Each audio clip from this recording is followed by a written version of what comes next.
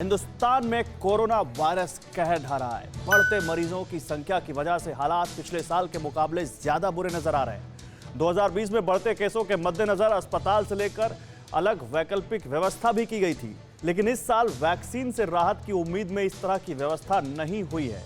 दूसरी घातक लहर में संक्रमण के हर रिकॉर्ड ध्वस्त हो रहे हैं। नतीजतन अस्पतालों के बाहर तक कोरोना पेशेंट्स की कतार लग गई। अस्पतालों में सारे बेड भर चुके हैं। हालत यह है कि गंभीर मरीजों को अस्पताल के बरामदे में इलाज देने की कोशिश हो रही है। देखिए दूसरी लहर में कैसे लाइफ सपोर्ट सिस्टम पर पहुंचा हेल्थ सिस्टम।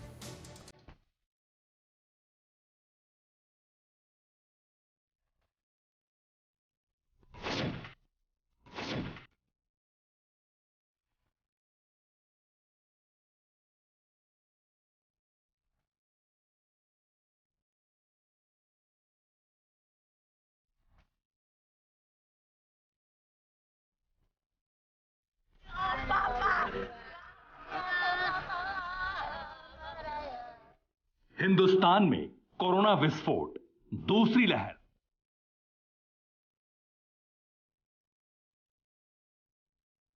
लचर व्यवस्था, फिर टूट रहा कहर।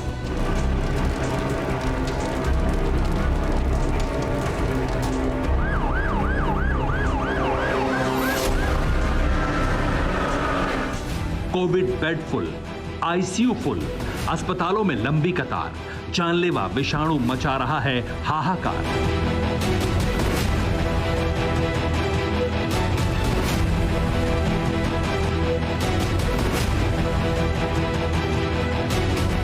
महाराष्ट्र के बाद देश के दूसरे राज्यों में भी कोरोना वायरस से संक्रमित मरीजों की तादाद लगातार बढ़ रही है। हालात पहली लहर से ज्यादा डरावने हैं, लेकिन अस्पतालों के इंतजामों की इतनी कमी है कि लोग अपनों की जान बचाने के लिए हॉस्पिटल तो पहुंच रहे हैं, लेकिन उन्हें भर्ती किया जाएगा या नहीं, कहा नहीं जा सकता।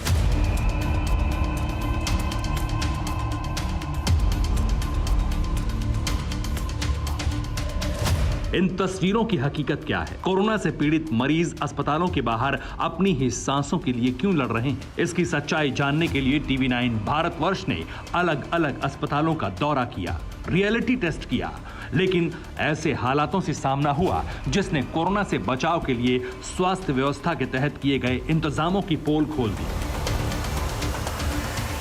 शुरुआत उसी महाराष्ट्र की उप राजधानी नागपुर से करते हैं, जो इस वक्त जानलेवा विषाणु का गढ़ बन चुका है। कभी मध्य भारत के सबसे बड़े अस्पताल का तमगा हासिल कर चुका ये नागपुर का सबसे बड़ा अस्पताल मेडिकल कॉलेज है।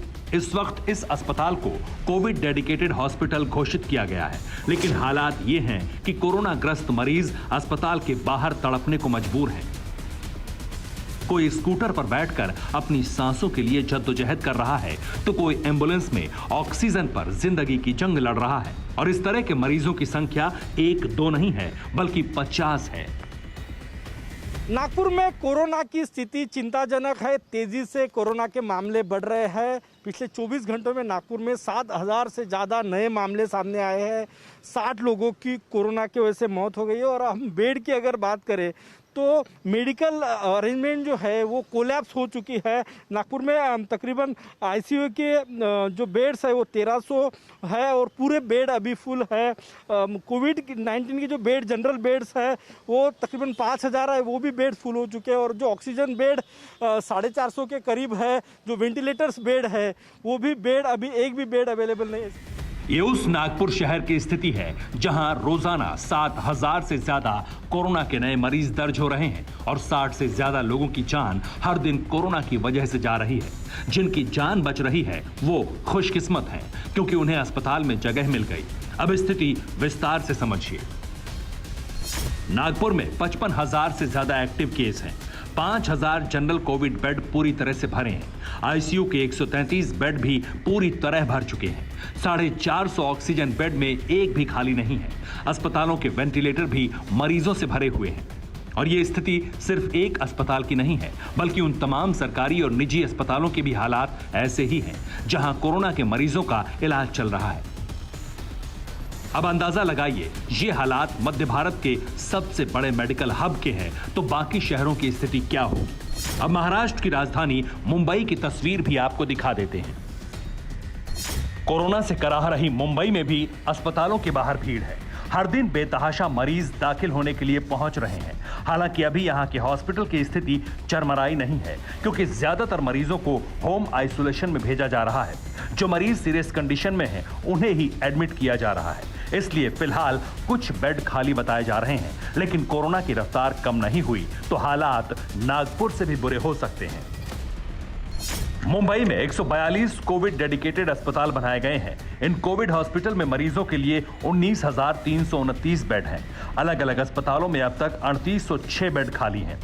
9,404 ऑक्सीजन बेड में 1291 बेड खाली दिखाए गए हैं। वहीं आईसीयू के 1307 बेड में से सिर्फ 12 बेड खाली हैं। इनके अलावा नवजात बच्चे जो कोरोना पॉजिटिव हैं, उनमें भी 8 बेड खाली हैं और गर्भवती महिलाओं के लिए 4 बेड अभी तक की स्थिति में भरे नहीं हैं, जिन्हें आंकड़ों के लिहाज से अच्छा कहा जा सकता है। ये आप देखिए, हम यल वार्ड में हैं और यहाँ पर जो वार्ड रूम है, यहाँ पे जो तमाम सदस्य हैं वो लगातार इसी काम में लगे हैं कि कैसे कोरोना को कम किया जा सके। करीब 11 लोग इस वार्ड रूम में हैं और इनको हेड कर रहे हैं डॉक्टर जादव, जो लगातार चीज़ों को मॉनिटर करते हैं और कैसे कोरोना को कम किया जा सके, कैसे जो कोरोना पॉजिटिव हैं उनको तत्काल हॉस्पिटलाइज किया जाए अगर वो ज़रूरतमंद हैं, या कैसे उन्हें होम आइसोलेशन में रहना है। इन तमाम चीज़ों की निगरानी इन्हें रखनी होती है। यानी आंकड़ों में कोविड पेशेंट्स के लिए स्वास्थ्य व्यवस्था बेहतर नजर आ रही है। बावजूद इसके हॉस्पिटल के बाहर मरीजों की भीड़ लगना संकेत है कि मुंबई में स्थिति बिगड़ तो चुकी है, लेकिन उसमें इंतजामात पुख्ता दिखाने की कोशिश हो रही है। अब रिपोर्ट उस मध्य प्रदेश की देखिए, जहां कोरोना की वजह से हालात गंभीर हो रहे हैं।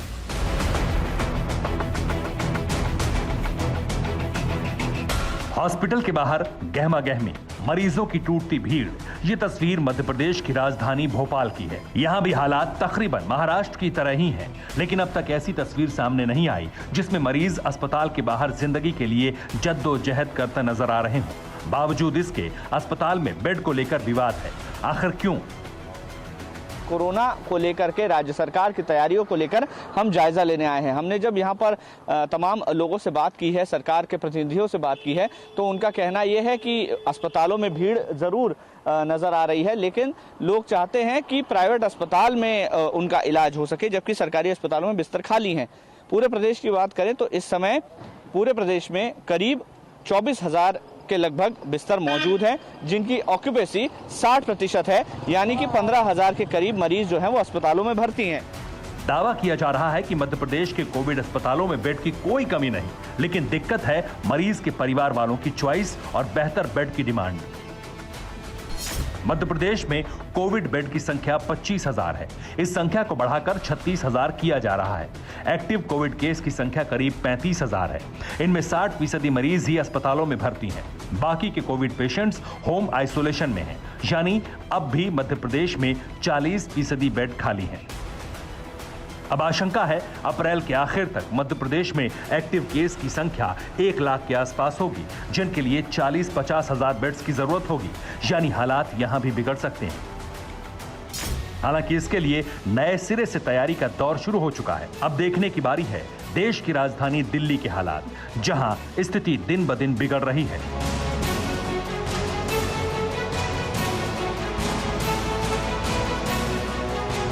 दिल्ली के कोविड केयर अस्पतालों में कोरोना की पहली लहर से लेकर अब तक मरीज लगातार आए, भर्ती भी हुए और इलाज भी कराया।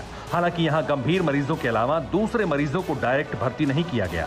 वहीं कोरोना पेशेंट्स के लिए अस्पतालों में बेड की स्थिति बताने के लिए ऐप बनाया गया, जहां खाली बेड की स्थिति दिखाई जा रही है। इसलिए पड़ताल इसी ऐप के जरिए शुरू की गई। 12,226 टोटल बेड हैं दिल्ली के अलग अलग अस्पतालों में, जिसमें 7,066 ऑक्यूपाइड हैं, यानी कि इतनी बेडों पे अभी भी पेशेंट मौजूद हैं, उनका इलाज चल रहा है। लेकिन 5,160 बेड इस वक्त उपलब्ध हैं। दिल्ली के अस्पतालों में बेड की स्थिति ऐप से जानने के बाद TV9 भारतवर्ष के संवाददाता रजनीश रंजन ने उन नंबर्स पर कॉल करके वास्तविक स्थिति जानने की भी कोशिश की, लेकिन हाथ लगी मायूसी। शुरुआत LNJP अस्पताल से। हेलो मैम, नमस्कार। मैं रजनीश बोल रहा था। मुझे एक्चुअली मेरे कुछ जानने वालों को कोविड पॉजिटिव आए हैं वो लोग, तो उनको एडमिट कराना था। ऐप में बेड अवेलेबल है, ये देख के मैंने कॉल किया। क्या बेड अवेलेबल है 3 लोगों के लिए? आपको तो यार थोड़ा आगे पता करनी पड़ेगी। आपको जो पेशेंट का रिपोर्ट वगैरह है ना, वो लेकर आप पैसे में आइएगा। मतलब बेड उपलब्ध है ना, ये अगर एडमिट कराना हो तो? अरे मेरी बात तो सुन लो आप। हम आपको डायरेक्ट नहीं बता सकते, आपको आके सीएमओ से मिलना पड़ेगा। एलएनजेपी में ऑपरेटर ने साफ तौर पर जानकारी देने से मना कर दिया, यानी वाकई किसी को अगर इस बेड की जरूरत है तो उसे अस्पताल में दाखिला मिलेगा या नहीं, इस पर संशय है। इसलिए टीवी9 भारतवर्ष रिपोर्टर ने अंबेडकर नगर अस्पताल का भी जायजा लिया, जहां ऐप के मुताबिक 200 में से 84 बेड खाली हैं। लेकिन अफसोस, फोन की घंटी बजती रही लेकिन जवाब नहीं मिला।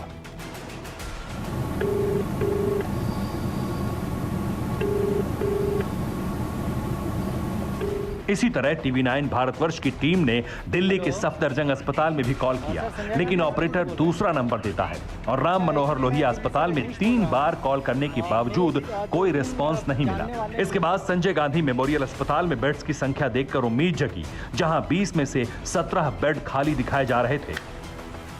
हेलो। हाँ जी। सर, संजय गांधी हॉस्पिटल से बोल रहे हैं? हाँ जी।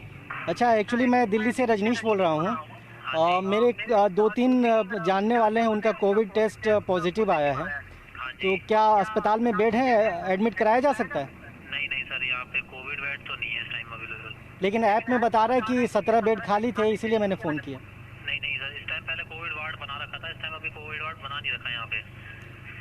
जब हटाया था और अब पेशेंट ज़्यादा आ रहे हैं तो अभी कोई है नहीं कि इशू भी बनाए कि नहीं बनाए कोविड वार्ड। यानी दिल्ली सरकार के ऐप में जरूर हालात अच्छे दिख रहे हैं, लेकिन वास्तविकता दावे से कोसों दूर है। बड़े अस्पतालों में फोन उठाने वाले ऑपरेटर तक नहीं है और कई हॉस्पिटल में कोविड वार्ड ही नहीं है, यानी भविष्य में स्थिति खराब होने के पूरे चांस हैं। अब दिल्ली से करीब 1200 किलोमीटर दूर छत्तीसगढ़ की राजधानी रायपुर की स्थिति देखिए, जहां प्रदेश के सबसे बड़े अंबेडकर अस्पताल के हालात हम पहले भी आपको दिखा चुके हैं। रायपुर के अस्पताल में एक भी बेड खाली नहीं, इसलिए मरीजों को अस्पताल परिसर में ही इलाज करवाना पड़ रहा है। ऑक्सीजन लगाकर किसी को व्हीलचेयर पर बिठाया गया है तो किसी को स्ट्रेचर पर ही इलाज देने का दिखावा हो रहा है। इससे भी बड़ी परेशानी है कोरोना काल में जीवन रक्षक रेमडेसिविर इंजेक्शन की कमी। कोरोना महामारी की दूसरे चरण के आने के बाद सबसे ज्यादा प्रभावित राज्यों में छत्तीसगढ़ का नाम शुमार हो चुका है। रोजाना 15,000 से ज्यादा नए कोविड केसेस यहां पर आ रहे हैं और इसी के साथ ये आंकड़ा इस राज्य में 80,000 से ज्यादा एक्टिव केसेस तक पहुंच गया है। अस्पताल भर चुके हैं, लोगों को बेड नहीं मिल रहा है, वेंटिलेटर ऑक्सीजन के लिए लोग भटक रहे हैं और क्रिटिकली जो मरीज बीमार हैं वो रेमडेसिविर दवाई के लिए इस वक्त लाइन में खड़े हैं। मैं आपको छत्तीसगढ़ की राजधानी रायपुर की तस्वीर दिखा रहा हूं और रायपुर में ये देखिए एक ही दुकान है जहां पर ये दवाई मिल सकती है। ये कुमार मेडिकल है और कुमार मेडिकल स्टोर के बाहर का गेट बंद कर दिया गया है और इस गेट के बाहर चस्पा कर दिया गया है कि आज दुकान बंद रहेगी कुमार मेडिकोज। ऐसे में एक बहुत बड़ी तादाद है रायपुर की जिनके परिजन अलग अलग अस्पतालों में भर्ती हैं और अपने परिजनों को बचाने के लिए, क्योंकि ये एक ऐसी दवा है जो अंत में दी जाती है बहुत ज्यादा बीमार मरीजों को। ना तो सरकारी अस्पताल में न प्राइवेट दवा की दुकान में रेमडेसिविर उपलब्ध है। जहां है वहां इतनी लंबी कतार लगी हुई है कि किसी को दवा मिलेगी भी या नहीं ये कहना मुमकिन नहीं। इन कतारों को देखिए और छत्तीसगढ़ में कोरोना की स्थिति को समझिए। कौन सी दवा के लिए आए हैं? भिलाई से रेडमी कोरोना की जो वैक्सीन हमारे ब्रदर भर्ती हैं सिटी कोतवाली सीजी डेंटल कॉलेज में। जैसे कि हम देख रहे हैं यहाँ सुबह से लाइन लगी, हमको किसी चीज़ का आश्वासन नहीं है।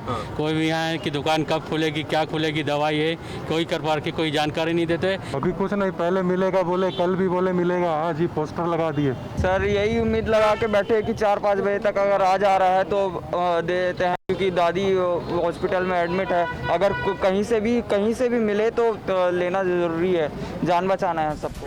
पूरे देश में कोरोना वायरस के कारण हालात ऐसे ही हैं। जिन अस्पतालों के जरिए राहत मिलने की उम्मीद है वो पहले ही भर चुके हैं, लेकिन अब ना तो कोई वैकल्पिक व्यवस्था दिख रही है, ना ही आम लोगों को राहत पहुंचाने के लिए कोई इंतजाम।